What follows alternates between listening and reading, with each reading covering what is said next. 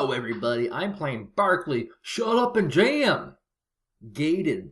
It's a little bit of an indie RPG title, and it is very, very strange. Very, very strange. It was originally made with RPG Maker, which of course is pretty low grade, and then eventually they developed their own full game for it, and it's been available online for quite some time now.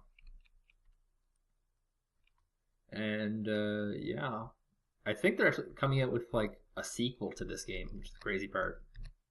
So of course you're Charles Barkley, the epic basketball player, and with me is the 1/8 black son of LeBron James. I have Vince Carter injected into a robot. And I have an alien who came to space, was horribly scarred, and his face was transformed into basketballs. Now, I will have the link in the description to how you get this amazing game. But today, I'd like to kind of just play it a little bit and show you all the cool things about this free, completely free RPG title that has been around for quite some time, and like I said, is actually going to get a full like sequel that will cost money and will be of higher quality. So the game's got some pretty good basics down. This is the most basic RPG type thing for Final Fantasy. So you're like, oh yeah, we got this, and we'll hit the button there, and oh yeah, he attacks. That's cool. Enemies are not cool; they're very evil. So this is one thing. I have Charles Barkley selected. Barkley! You're gonna hit my A. And notice I have options here. Now, if I hit the Z button, I'll do a free throw. However, if I hit the up and left and right or right key, I'll get a jumper. So here's the jumper. Ooh! And when you release, indicates how much damage you do, which is pretty badass. Now, this guy, once again, has some pretty standard type attacks. You hit the A button and you go. And it's pretty powerful, actually. Oh my god, Whizzle down! Now, the dwarf, once again, that's his name, actually. It's this alien guy, the basketball shred. He, once again, has a very interesting attack. Very, very interesting compared to the rest. Because his is a spam key. Every time I jab, it's a hit or a miss, right? And, yeah. So, I mean, it's a joke. It's all a big joke. This is all a good laugh, this game is. But it actually has a lot of actual depth to it that makes it into a real RPG that is completely playable, which is really bizarre for what it is.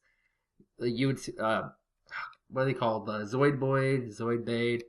Oh god, my whole team just fell asleep. Those Zoid Boyd.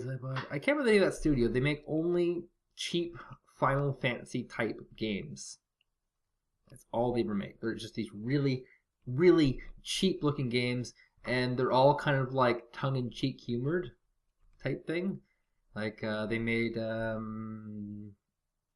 Pain Arcade's Precipice of Darkness series. They made what else did they make? They made Cthulhu Saves the World. A lot of these kind of like really semi-popular indie titles. Oh god, that guy just barely survived. Alright, let's see if we can kill him right now. Punch, punch, punch, punch, punch, punch, punch, punch, punch, punch, punch, punch, punch, dead! You dead. And it's not like a lot of these games, they make it really, really easy on you. This is very much like classical Final Fantasy type tough. A lot of rough around the edges stuff, obviously. Oh, that was a waste of money.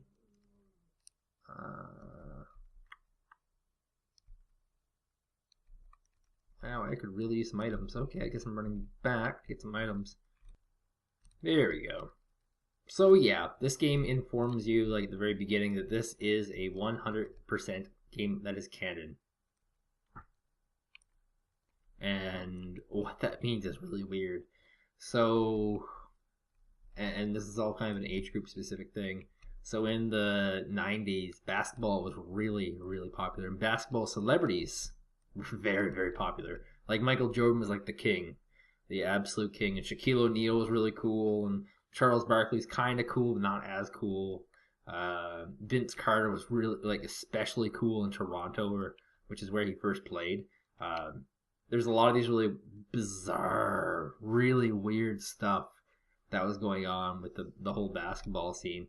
And it was mostly to do with gangsters. The fact that gangsters started wearing jerseys and the gangster thing became really cool. But people didn't catch on that was the gangster thing that was driving the basketball thing at all. And so, yeah, basketball stars became really, really cool. That's my point, if there's a point at all. And because of that, they started getting everything. They were getting their own franchises. They were getting their own movie deals, their own TV deals, their own cartoons. Michael Jordan, for example, got the direct competition for the Ninja Turtles, which was like this really weird show where they'd have these like hockey players, basketball players, football players who were all celebrities saving the world. I think it was probably called like Mighty Ducks or something. It was something really weird. Anyway, so basically there's this movie that came out that kind of ruined the careers of a lot of people called NBA Jam. And NBA Jam is so terrible, so bad, so ridiculous that it has become a cult classic. It reached that stage, and basically is about a bunch of monsters invade the Looney Tune land of Looney Tunes, Bugs Bunny, and they're challenged to win a contest of basketball, and they're all super short, so it's thought like this is a good idea.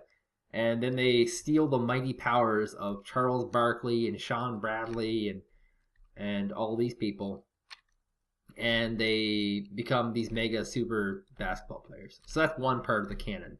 In the end, Michael Jordan defeats them all, gets the powers of the basketball players back to their power and whatnot. Next part is Michael Jordan in the Windy City. Michael Jordan starts shooting basketballs and becomes kind of a crime fighter in the Windy City by throwing basketballs at people. It's a side scroller game. So that's kind of bad too. And then there's also Shaq Fu, in which Shaq goes into a different dimension and starts fighting random people. I don't know. And there's a lot of these like really weird, not basketball games that were all mixed in there. And so this is Dikembe Mutombo, and he's, you know, look at this guy. That is not Dikembe Mutombo. Not the Dikembe Mutombo I remember. Let's see what they have here. Ice Saber. Shatters a fiend into 1,000 pieces. Water. Creates wall lowers the enemy's attack power. That sounds smart by now. And this game it's supposed to kind of be making fun of the this 90s stuff. But it's actually really bizarre how actually good it is. Like it's actually like a phenomenal game by itself. It doesn't need to be any of that stuff. So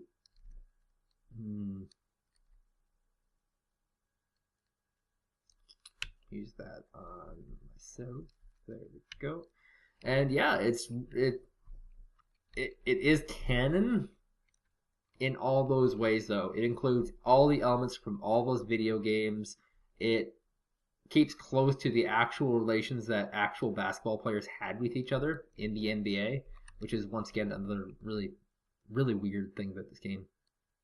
Everything about this game is really, really well put together, and that's just really weird. It's really, really weird how well this indie title is. And so they're coming with a sequel. The sequel is supposed to be on Xbox Live Arcade and the Wii U store and PSN probably. And I'm assuming there's going to be a PC release because it was a PC title. But I would definitely consider, if you're a Final Fantasy type fan, check it out. The people who make these games, they more or less prefer to make Final Fantasy type games from basically pre-Final Fantasy VIII, I'm going to say. Just because they think that Final Fantasy X screwed up all the Final Fantasies from this point on. So yeah, that's pretty much it for now. Thank you guys for watching. Once again, links in the description for this game.